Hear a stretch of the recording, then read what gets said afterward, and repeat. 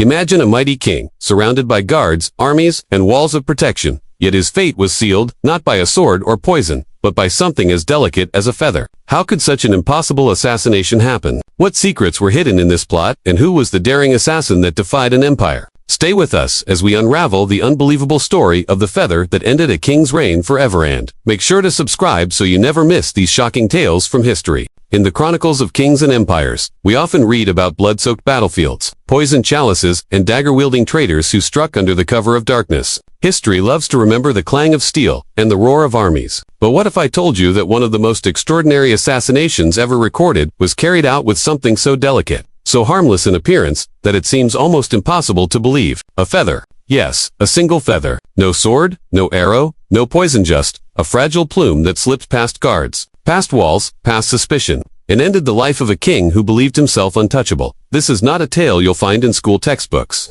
It's one of those whispered legends buried in old manuscripts, half dismissed as folklore, half feared as truth. But like all legends, there is a heartbeat of reality behind it, a shadow that refuses to die. And tonight, we travel back centuries, to an age of monarchs and intrigue, to meet the king who thought his throne was eternal, and the assassin who proved otherwise. The king at the center of our story was a man of contradictions. To his loyal subjects, he was the shining sun of the kingdom, a ruler chosen by destiny, a man who brought prosperity and order. To his enemies, both outside and inside his court, he was a tyrant, gritty, paranoid, and ruthless in crushing dissent. He lived in a palace of marble and gold, surrounded by layers of guards, walls so thick that no enemy army had ever broken through. Every night, he feasted under glittering chandeliers, drank from cups of silver, and filled his halls with music and laughter. But for all his wealth and power, the king lived with a constant gnawing fear, because every king knows that power attracts daggers, assassins, spies, conspirators. They haunted his thoughts. He trusted no one completely.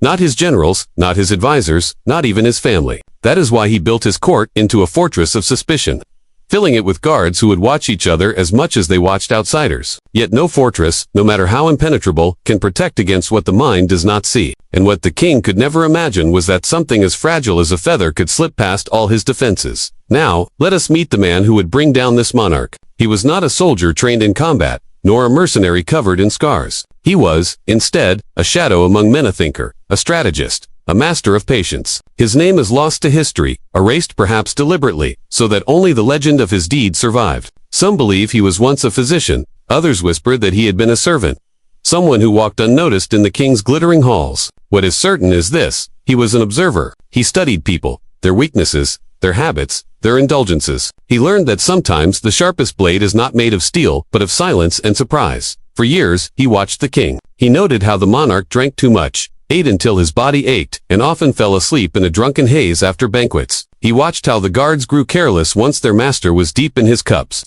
how they too feasted and laughed, believing no one would dare strike during such celebrations. The assassin knew that the king's greatest weakness was not in his armies or politics, it was in his own arrogance. But what of the feather? Why choose such a weapon? Some say the assassin discovered a cruel method of suffocation using the delicate plume, inserting it into the nose and throat, triggering spasms and choking until the victim suffocated. Others believe the feather carried a deadly powder, invisible to the eye, that entered the lungs and worked as a poison. Whatever the truth, the choice of the feather was as symbolic as it was practical. For who would ever suspect it? A knife would be noticed, a vial of poison questioned, but a feather? It was a servant's tool, an object of decoration, a symbol of lightness and innocence. And therein lay its genius. The night of the assassination began with a feast unlike any other. The palace glowed with torches, tables overflowed with roasted meats, fruits, and golden goblets of wine. Musicians played until their fingers ached. Dancers twirled under the gaze of nobles. And the king, drunk on both wine and his own importance, roared with laughter. To anyone watching, it was a night of glory, a celebration of life. But in the corners of the hall, where the torchlight faded into shadow, another story was quietly unfolding. The assassin was there, disguised as one of the countless servants carrying trays and pouring drinks. Nobody noticed him. Nobody ever did. Servants were like furniture, in such grand halls, always present, never seen. He moved with calm precision, waiting, always waiting, for the moment when the king would stumble away from the noise and retreat to his private chambers. And when that moment came, it was almost too easy. The king, heavy with food and wine, was half carried to his chamber by laughing guards, who then left him to rest, choosing instead to continue their revelry outside. Inside the room, only one servant remained, the assassin. He carried a fan of feathers, as was common in those days, used to keep the air cool for the comfort of nobles. He approached the bed where the king lay, mumbling drunkenly, his eyes half closed. The feather brushed against the king's cheek, light as air, making him chuckle at the ticklish sensation. He thought it a game, a servant's clumsy attempt to amuse him. But the servant was deadly serious.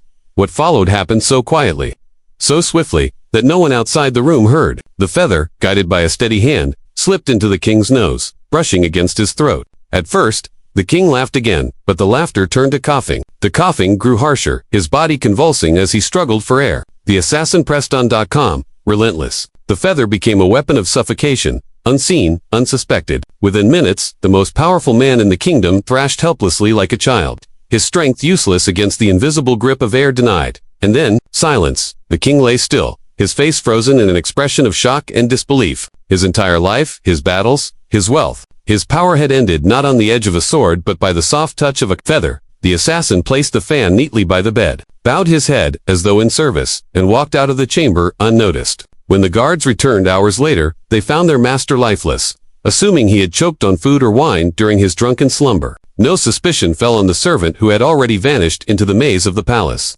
And then into history, that but history has ears. The story spread, whispered in markets, sung in secret ballads, carried by travelers across borders. Some dismissed it as rumor, others swore it was true. They called the assassin a genius, a demon, a ghost. They said the feather was cursed, that it had been blessed by spirits or soaked in the venom of strange plants. Whatever the truth, one thing was undeniable. A king had fallen, and his death left a scar on the kingdom. Because the death of a monarch, no matter how strange, never ends with silence. It always opens the door to chaos. With the king gone, factions rose. Nobles fought for power. Generals whispered of rebellion. The assassin had not just ended one man's life, he had set an entire empire on fire, and that was only the beginning.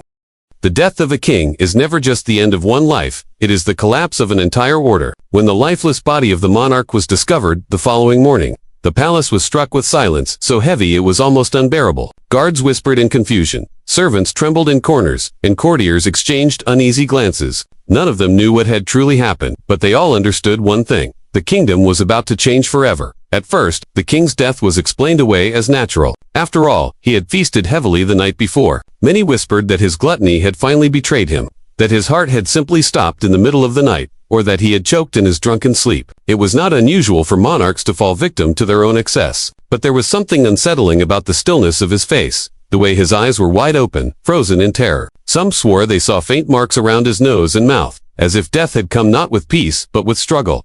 The queen wept publicly, draped in black silk, her cries echoing through the palace halls. But behind the veil of her sorrow, her mind was racing. She had been both wife and prisoner to the king, caught in his paranoia and cruelty. To her, his death was a release, but it was also a danger, because in royal courts, the death of a king always breeds questions of power, of succession, of loyalty. The council of nobles gathered quickly in the throne room, their voices sharp and overlapping like clashing swords. Some called for immediate coronation of the heir, others demanded an investigation, and a few whispered treason. Who had the most to gain from the king's death? Was it the queen, eager for freedom? Was it the generals, weary of his drunken commands? Or was it one of the very nobles now shouting the loudest? The guards swore they had seen nothing unusual that night. No intruder had breached the palace. No enemy banners flew at the gates. The king had been alive when they left him, drunk but laughing. When they returned, he was gone. The only certainty was that someone had been with him, one servant, tasked with fanning the chamber and tending to his needs. But that servant was nowhere to be found. His name was absent from the palace registers, his face blurred in memory,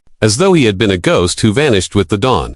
And so, suspicion thickened like smoke. Outside the palace walls, rumors spread even faster. Merchants whispered of dark omens, peasants told stories of demons who had silenced the king, and rival kingdoms began to watch with hungry eyes. A crownless kingdom was an invitation to chaos, and chaos was exactly what began to unfold. The heir to the throne was a boy, barely a teenager, too young to command armies or control cunning ministers. This made him both a figurehead and a target. The queen positioned herself as regent, ruling in her son's name, but many nobles resisted, unwilling to let power slip into her hands. Old rivalries resurfaced, families plotted in secret. Generals began to choose sides. In the midst of this growing storm, whispers of the assassination grew louder. Some said the king had been smothered in his sleep, others swore he had been poisoned, and a few, the boldest of tongues, claimed a feather had killed him. A feather, such an absurd thought, yet it clung to the imagination. How could a man guarded by swords fall to something so harmless? And yet, the more it was denied, the more people believed it. the feather became a symbol of rebellion. Drawings of a simple plume appeared on tavern walls, painted in secret by those who hated the king. Poets sang of the invisible weapon that humbled a tyrant. The assassin, whoever he was, had become a legend overnight, an invisible hero to some, a demon to others. And though his name was unknown, his message was clear. No ruler, no matter how powerful, was beyond reach. But within the palace, that message was terrifying. If a feather could kill a king, what chance did any of them have? Fear gripped the nobles. Fear gripped the guards, and paranoia spread like fire in dry fields. Everyone began to suspect everyone else. The queen ordered secret investigations, interrogations, even torture, but no trace of the servant was ever found. It was as if the assassin had dissolved into thin air. That, and perhaps that was the most dangerous part, because the unknown always holds more power than the known. Days turned into weeks, and the kingdom trembled on the edge of civil war. The young heir was paraded through the streets to calm the people, but his trembling hands and pale face inspired little confidence. Foreign ambassadors sent messages home, reporting that the one's mighty throne was now vulnerable, ripe for influence or invasion.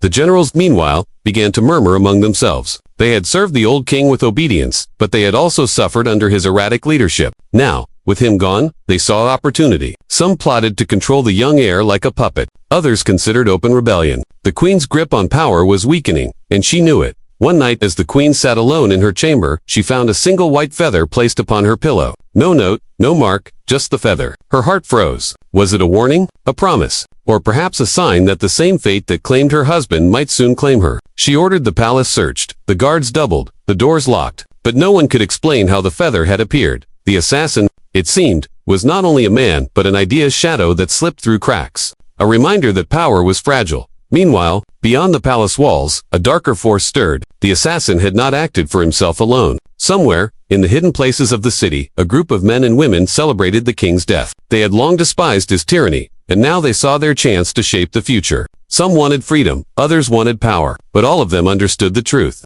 The assassination was only the beginning.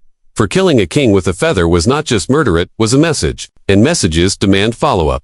The kingdom stood on the edge of a knife. Every day, without a strong ruler, meant more division, more danger. The queen struggled to hold the pieces together, but already alliances were forming against her. Every feather that appeared in the palace, slipped under a door, or placed in a chamber, deepened the fear. It was no longer just a story, it was a symbol of terror, a sign that anyone, no matter how high, could fall. And as the people whispered, the legend of the feather grew. Some said the assassin had supernatural powers. Others swore he had trained in distant lands, learning arts of silence unknown to ordinary men. Mothers told their children to behave, or the man with the feather would come for them in the night. The feather had become not just a tool of death, but a weapon of imagination. But for those in power, imagination was deadly, because paranoia breaks kingdoms faster than war. Ministers accused each other, soldiers deserted their posts, and in the shadows, rival kingdoms prepared their armies, waiting for the moment to strike. The king had died quietly in his chamber, but his death had unleashed a storm that roared through every corner of the empire. And in that storm, one question echoed louder than all the others. If a feather could kill a king, who would be next? The palace was no longer a place of grandeur, but of dread. Its marble corridors, once echoing with laughter and the music of celebration, now carried only whispers of fear. Every nobleman, every guard, every servant feared one thing, the unseen hand that had taken the king's life with nothing more than a feather. The queen sat at the center of this storm. She was both ruler and prisoner, her every move watched by allies and enemies alike. She had buried her husband. She had sworn loyalty to her son's fragile throne, but she lived under constant suspicion. There were whispers that she herself had conspired with the assassin, and the discovery of that feather on her pillow had shaken her more than she dared admit. She summoned her most trusted advisors, demanding answers. "Find him," she said. "I don't care what it takes. I don't care what it costs. Find the man who dares to mock the crown with feathers." But finding him was like chasing smoke. No trace, no face, no name. Only stories outside the palace walls. Those stories had grown beyond control. The assassin was no longer just a man, he was a legend. Some swore he was a slave, abused by the king until he sought revenge. Others believed he was a foreign spy, trained in the silent arts of assassination. Still others claimed he was not human at all, but a shadow spirit sent by the gods to punish tyranny. Taverns buzzed with the tale. Children dared each other to leave feathers on doorsteps. Rebels carved tiny feather symbols into the walls of city alleys. To the people, the assassin was not a villain, but a hero, an invisible hand that had struck down a tyrant no army could touch. The palace tried to silence the rumors. They banned the word feather in official speeches, ordered punishments for those caught spreading tales. But repression only fed the fire. The more they tried to erase the story, the more powerful it became. Meanwhile, the search for the assassin took darker turns. The queen's soldiers dragged countless suspects into dungeons. Servants disappeared overnight. Scribes were tortured for information, and merchants were accused of smuggling secrets. But none confessed to being the feather's master. Each day the prisons filled, but the assassin remained unseen, untouchable. And then came the letters. Small scraps of parchment, written in a sharp, deliberate hand, began appearing in the palace. They bore no name, only a single feather drawn in ink. Each letter mocked the crown, reminding them that power was fragile. A throne is nothing but a chair. A crown is nothing but metal. A king is nothing but a man. And men can be silenced. The queen read these letters with trembling hands. Someone was playing a dangerous game, not just killing, but taunting. Whoever this assassin was, he was not merely a tool. He was making himself a symbol. But symbols have consequences. In the provinces, far from the capital, small uprisings began to stir. Farmers refused to pay taxes. Soldiers deserted their posts. Villages raised banners of rebellion. They painted feathers on their shields and called themselves the children of the plume.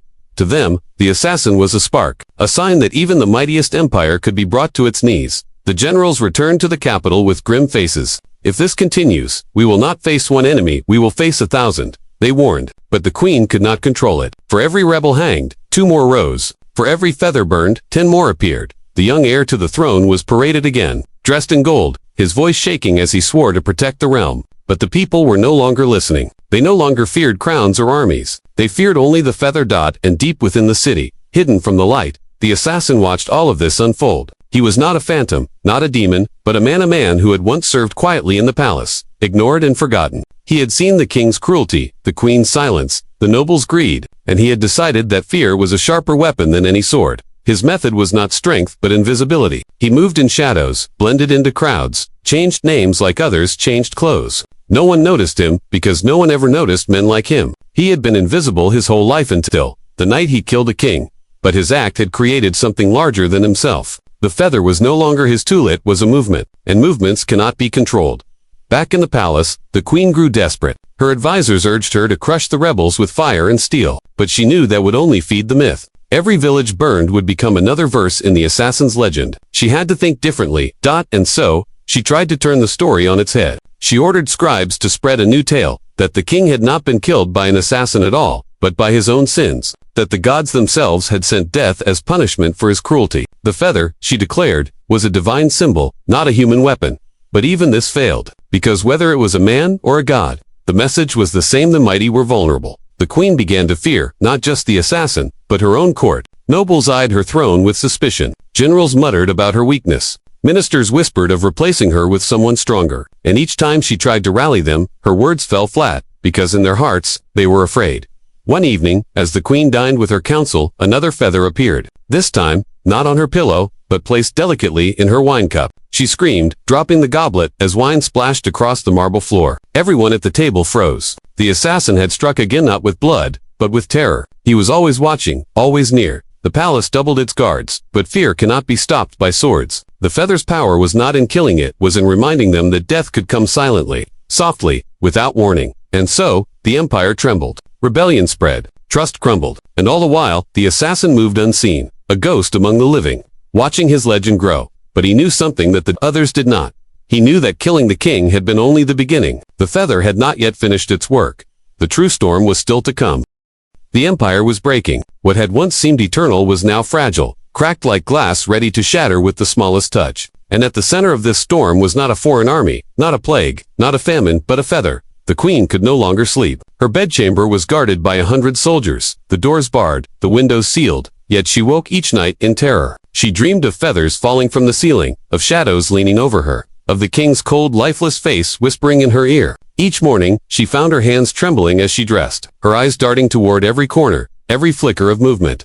The boy king, her son, sat on the throne, but he was no ruler. He was a frightened child being used as a shield. Ministers spoke for him, generals commanded in his name, but in truth no one held power. The empire was leaderless, paralyzed by fear of the assassin who never struck twice in the same way. Rebellion grew like wildfire. In distant provinces, peasants carried banners painted with feathers. In cities, whispers spread that the assassin would not stop until every tyrant, every noble, every corrupt ruler had fallen. To the people, he was no longer a man, he was justice itself.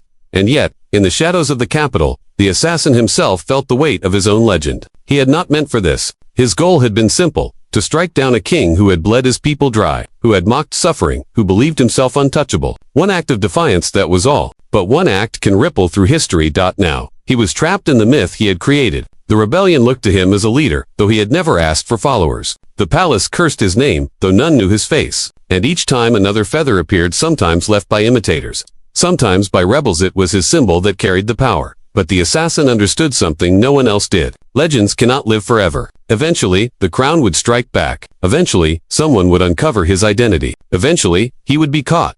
The queen's advisors were already hunting him with sharper precision. Spies moved through the streets, disguised as beggars, as merchants, as priests. Gold was offered for any whisper of the feather's master. Men who had once been his friends were dragged away, screaming, never to return. And then, one night, as the city lay silent, the assassin made a choice. He would end this himself before the legend consumed him, before the empire turned his symbol into something he no longer controlled. He moved through the city unseen, as he always had, until he reached the palace walls. For the first time since the king's death, he would enter the place where it had all begun. The guards were doubled, but he slipped past them like smoke. He knew every corner, every blind spot, every passage hidden to most eyes. He had once lived here as a shadow, and shadows always remember. The queen sat alone in her chamber, a single candle burning at her side. She looked older, thinner, her face drawn by sleepless nights. Before her lay another letter, marked with the ink-drawn feather. She was reading it when the candle flickered and the assassin stepped from the shadows. Her breath caught in her throat. For a moment, she thought he was a ghost. Then she saw the truth. A man, plain, unremarkable, his face the kind you would forget the moment you looked away. That was his gift, his invisibility. You, she whispered, her voice trembling. You killed him. The assassin nodded once. And I will kill no more. Her eyes darted to the feather in his hand. Why show yourself now? Why not strike me where I sit? Because killing you would only feed the fire, he said quietly. It is not death that rules this empire, now it is fear. A feather is stronger than a blade, because it makes every man wonder when it will fall. She studied him, torn between terror and fascination. This was the figure who had haunted her dreams, who had toppled her husband's reign, who had turned her empire upside down. Yet he looked so ordinary. What do you want? She asked at last. An end, he replied. This story must die before it destroys us all. The queen hesitated, then laughed bitterly. It is too late. You are no longer a man. You are a ghost, a symbol. Even if you die here, they will still whisper your name. And she was right. The assassin knew it, too. His act had outgrown him. The feather had taken flight, and no hand could bring it down again. He had unleashed a storm that could not be undone, so he left her, vanishing once more into the shadows. But this time not as a man planning his next strike. This time, he was a man surrendering to the tide of history. Days later, word spread that a body had been found in the river, a nameless man with no marks, no wounds, no sign of violence. Some said it was him, that the assassin had finally been caught or had taken his own life. Others insisted it was a trick, that he lived still, watching, waiting. The truth was never known. But the feathers did not stop. Even years later, whenever a noble fell mysteriously ill, whenever a tyrant stumbled into disgrace, whenever a corrupt official was exposed, people whispered the same thing. The feather has fallen again. The empire would never be the same. It lived under the shadow of a symbol it could not kill. A reminder that power was fragile and fear was stronger than steel. The assassin had disappeared, but his legend had not. And perhaps that was his greatest victory, not the death of a king, but the birth of an idea. For in the end, men die, crowns fall, kingdoms crumble, but legends live forever.